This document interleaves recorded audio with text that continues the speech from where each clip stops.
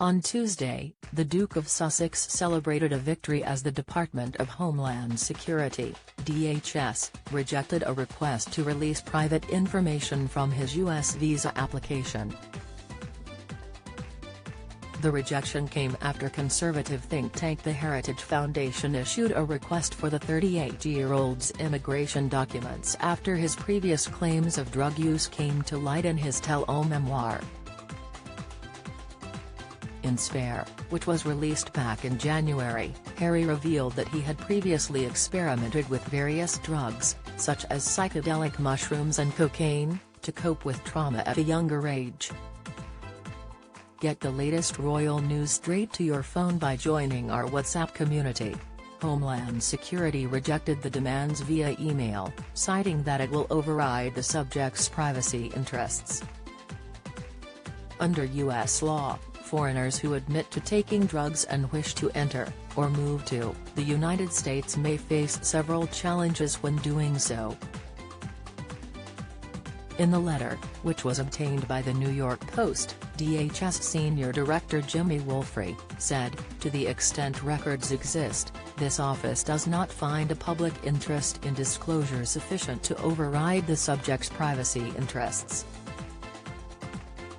The Heritage Foundation's Niall Gardner said that the decline of the document release was unacceptable and that the company would appeal the decision.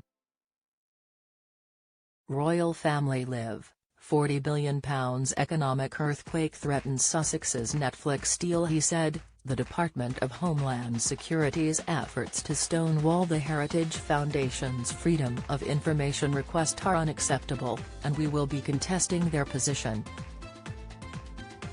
Gardner also added, "We expected to have to fight every step of this case in federal court and will continue to press for transparency and accountability for the American people."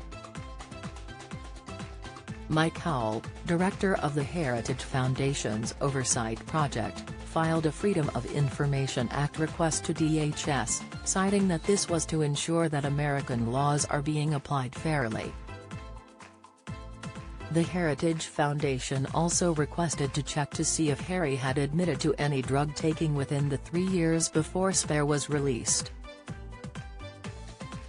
King and Queen set to attend Royal Ascot as Charles expected to fill his mother's role. The outcome is a major win for Harry, as there had been widespread speculation over the legitimacy of his U.S. visa and whether he should be allowed to stay in the country.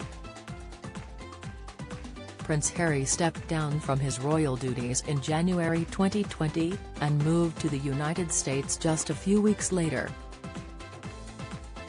The Duke and Duchess of Sussex currently reside in California with their 2 children, Archie, 4, and Lilibet, 2.